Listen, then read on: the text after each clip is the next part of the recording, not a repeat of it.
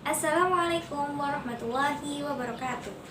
Perkenalkan, saya Fadila Nur Aulia, NIM 193141083 dari kelas 4C PGMI UIN Raden Mas Said Surakarta. Di sini saya akan membuat sebuah bahan ajar yang berupa video interaktif yang mengacu pada RPP kelas 3 tema 4 subtema 1, yaitu hak dan kewajibanku di rumah. Nah, pada video ini akan mencakup 3 materi, yaitu Bahasa Indonesia, PPKN, dan Matematika. Untuk lebih jelasnya, silahkan simak video berikut. Assalamualaikum warahmatullahi wabarakatuh. Sepertinya kurang semangat nih. Coba diulang lagi, tapi sebelumnya kakak ada tepuk semangat nih. Nah, kakak akan mencontohkan, nanti teman-teman bisa memperhatikan terlebih dahulu ya.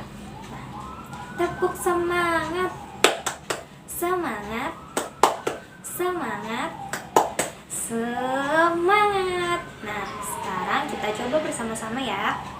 Nah, tepuk semangat, semangat, semangat, semangat. Nah, harusnya sekarang udah lebih semangat nih jawab salamnya. Kita ulangi ya. Assalamualaikum warahmatullahi wabarakatuh. Nah, kayaknya udah lebih semangat nih. Bagaimana kabarnya hari ini? Kayaknya kurang kompak nih jawabnya. Kita ulang ya. Kalau kakak tanya, bagaimana kabarnya hari ini? Jawabnya, alhamdulillah, luar biasa, Allahu Akbar. Bisa? Kita ulang ya. Bagaimana kabarnya hari ini? Alhamdulillah, luar biasa, Allahu Akbar. Pintar, anak-anak hebat semuanya. Nah, sebelum mulai pembelajaran, alangkah lebih baiknya kita berdoa terlebih dahulu.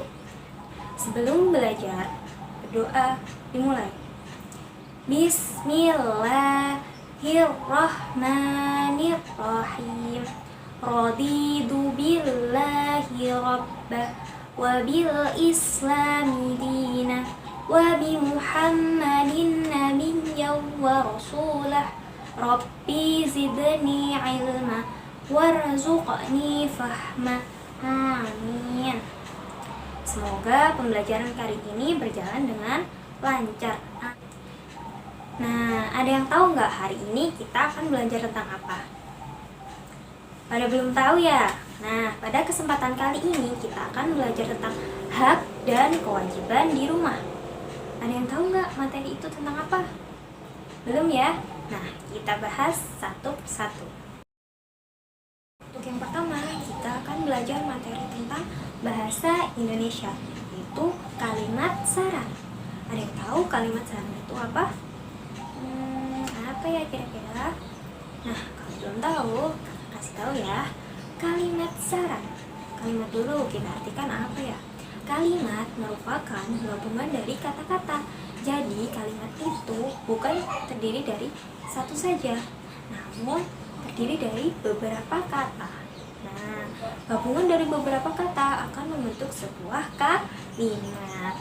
Kemudian saran adalah pendapat yang bersifat membangun agar lebih baik ke depannya. Maka kalimat saran dapat diartikan sebagai kalimat berisi pendapat yang bersifat membangun agar lebih baik ke depannya. Nah, untuk ciri-ciri kalimat saran itu seperti apa ya? Kalimat saran memiliki ciri-ciri berupa terdapat kata-kata sebagai berikut, yaitu yang pertama ada sebaiknya, seharusnya, semestinya, ada baiknya, lebih baik.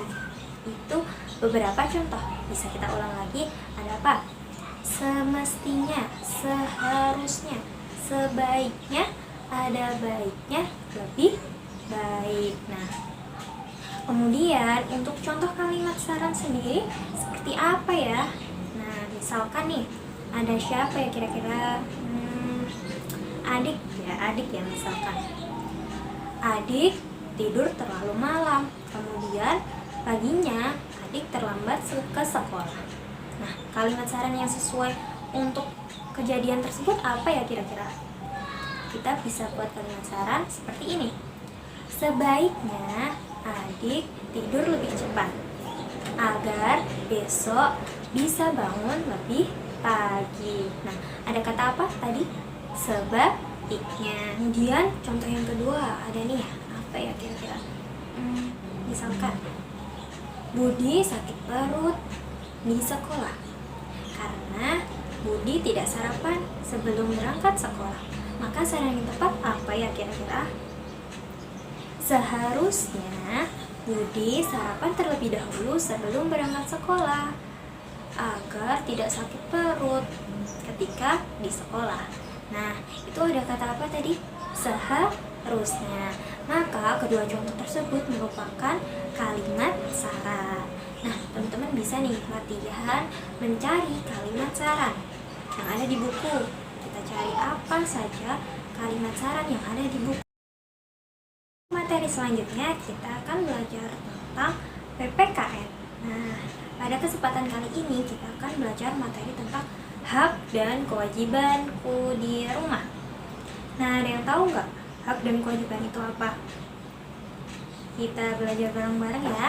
Nah, hak dan kewajiban itu apa? Hak adalah segala sesuatu yang berhak kita terima. Tadi apa? Hak yang berhak kita terima. Nah, kalau kewajiban itu apa? Segala sesuatu yang harus dilakukan. Hak kita terima, kalau kewajiban harus dilakukan. Nah, tahu ya bedanya antara hak dan kewajiban? Hak adalah yang kita terima dan kewajiban adalah yang harus kita laksanakan. Kemudian, apa saja ya kira-kira hak dan kewajiban kita di rumah? Nah, yang pertama kita akan bahas tentang hak yang didapatkan ketika di rumah. Apa aja kira-kira? Yang pertama ada hak mendapatkan kasih sayang. Yang kedua, hak mendapatkan tempat tinggal. Yang ketiga, hak mendapatkan makanan. Yang keempat, hak mendapatkan perlindungan dan keamanan. Kemudian, apa saja kira-kira kewajiban kita sebagai anak yang ada di rumah? Yaitu yang pertama ada berbakti kepada orang tua. Yang kedua, membantu orang tua. Yang ketiga, belajar di rumah. Nah, ketika guru memberikan tugas di rumah atau PR, maka kita mengerjakannya di rumah, jangan di sekolah. Di rumah kita harus belajar, jangan cuma di sekolah. Kemudian yang keempat, berbicara dengan lembut dan sopan. Nah, ketika berbicara dengan orang tua, maka kita gunakan bahasa yang lembut dan sopan. Yang kelima adalah wajib menjaga kebersihan dan kerapian di rumah. Nah, dari situ teman-teman bisa paham ya, kewajiban dan hak itu apa, contoh-contohnya seperti apa. Nah, sekarang kita mencoba latihan ya, untuk membedakan antara hak dan kewajiban yang ada di buku. Nah, kita simak satu persatu ya. Nah, teman-teman bisa buka bukunya halaman 35 sampai 36. Nih, bisa dibaca yang contoh kalimat yang pertama, yaitu bersyukur karena memiliki tempat tinggal. Kira-kira termasuk hak atau kewajiban ya? Nah, itu apa? Kewajiban. Pintar. Kemudian yang kedua, mendapatkan rumah yang rapi dan bersih. Nah, kira-kira apa ya? Kalau mendapatkan tadi apa? Hak. Nah, benar sekali. Nomor 2 berarti hak. Kemudian nomor 3 apa? Nomor 3 yaitu berbicara lembut dan sopan. Nah, tadi ada di contoh. Kalau berbicara dengan lembut dan sopan termasuk kewajiban. Pintar. Nah, nomor 4 yaitu membantu merapikan dan menata rumah. Apa ya? Itu termasuk hak atau kewajiban? Kalau membantu, kewajiban. Pintar. Kemudian nomor 5, dicintai, dijaga, dilindungi, dan dihargai. Termasuk apa? Mendapatkan hak. Nah, berarti ini termasuk hak. Kemudian yang keenam, yaitu saling mencintai, menjaga, melindungi, dan menghargai. Termasuk hak atau kewajiban? Saling. Berarti kewajiban. Pintar. Yang ketujuh, diperlakukan dengan lembut dan sopan. Diperlakukan berarti termasuk hak pintar. Kemudian yang kedelapan ada saling menolong dan memaafkan. Saling berarti termasuk kewajiban. Kemudian yang kesembilan yaitu mendapatkan tempat tinggal. Mendapatkan maka termasuk hak pintar. Yang ke-10 menjaga kebersihan dan kerapian rumah. Tadi udah ada contoh, maka termasuk kewajiban pintar. Dari materi ini semoga teman-teman bisa paham ya apa itu perbedaannya antara hak dan kewajiban. Kemudian teman-teman bisa menyebutkan mana contoh yang hak, mana contoh yang kewajiban. Nah, kemudian untuk materi selanjutnya kita akan belajar tentang matematika. Nah, pada kesempatan kali ini kita akan belajar matematika tentang bilangan cacah. Nah, ada yang tahu bilangan cacah itu apa? Belum ya? Nah, bilangan cacah adalah bilangan yang dimulai dari angka 0 dan bertambah 1 dari bilangan sebelumnya. Maka yang termasuk dalam bilangan cacah adalah 0, 1, 2, 3, 4, 5, dan seterusnya. Kemudian kita ulang lagi ya materi tentang nilai tempat suatu bilangan. Misalkan nih ada bilangan berapa ya? 523. Nah, 523. Yang belakang namanya apa? 523. Berarti yang belakang angka 3. 3 menempati nilai satuan. Kemudian yang sebelumnya 523 angka 2 berarti menempati nilai puluhan karena 20. Kemudian yang sebelumnya lagi ada 500. Nah, 523 menempati nilai ratusan. Nah, berarti kita ulang lagi. 3 menempati nilai satuan, 2 menempati nilai puluhan, dan 5 menempati nilai ratusan. Nah, ketika kita telah mengetahui nilai tempat dari suatu bilangan tersebut, maka kita bisa mengerjakan operasi penjumlahan maupun pengurangan. Bisa disesuaikan nilai tempat suatu bilangan tersebut. Ini ada contoh di buku, silakan buka halaman 37. Ada contoh soal yaitu Ayah Udin ingin rumah mereka nyaman. Ia berencana merapikan pagar rumah mereka. Ayah Udin membutuhkan 980 batu bata. Ia memiliki beberapa batu bata di rumah. Ayah membeli kekurangannya di toko bangunan. Berapa batu bata yang mungkin Ayah Udin miliki dan berapa yang harus dibeli. Nah, kita coba mengerjakan soal di bawahnya. Nah, sekarang kita coba ya dari nomor 1.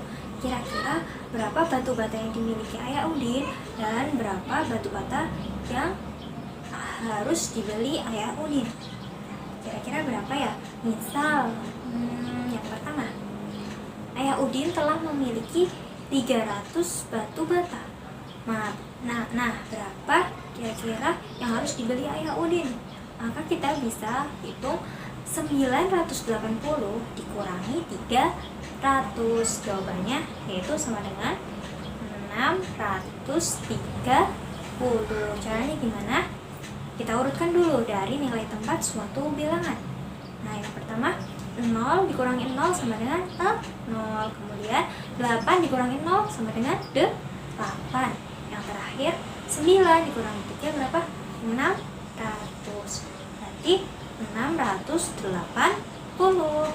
Kemudian nih yang kedua, kita misalkan Ayah Udin memiliki 450 batu bata. Nah, berarti berapa yang kira-kira harus dibeli? Kita pakai cara yang seperti tadi. 980 dikurangi 450. 0 dikurangi 0 sama dengan 0. Kemudian lagi 8 dikurangi 5. Hasilnya 3. Terus yang depan 9 kurangi 4 sama dengan 5. Maka hasilnya 980 dikurangi 450 adalah 530. Nah, untuk soal selanjutnya silahkan teman-teman mencoba mengerjakan sendiri ya. Nah, itu merupakan materi pembelajaran hari ini. Nah, coba kita ulang lagi. Apa saja materi yang kita pelajari hari ini? Yang pertama tadi kita belajar tentang materi bahasa Indonesia, yaitu tentang kalimat saran. Kemudian yang kedua kita belajar tentang materi PPKN, yaitu tentang hak dan kewajibanku di rumah. Kemudian yang ketiga kita belajar tentang matematika, yaitu tentang bilangan cacah. Sebelum kita tutup, kita berdoa terlebih dahulu. Berdoa dimulai. Alhamdulillahi Rabbil Alamin.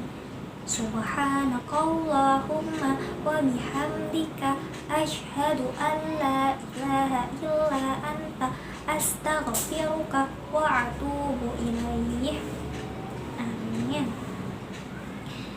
Nah, itu tadi pembelajaran pada kesempatan kali ini. Sekian dari saya, kurang lebihnya saya mohon maaf. Wassalamualaikum warahmatullahi wabarakatuh. Nah, bagaimana setelah melihat video bahan ajar yang telah saya buat? Semoga teman-teman bisa memahami apa yang telah saya sampaikan, dan semoga video ini bermanfaat. Nah, sekian dari saya, kurang lebihnya saya mohon maaf. Billahi taufik wal hidayah, wabillahi wal inayah. Assalamualaikum warahmatullahi wabarakatuh.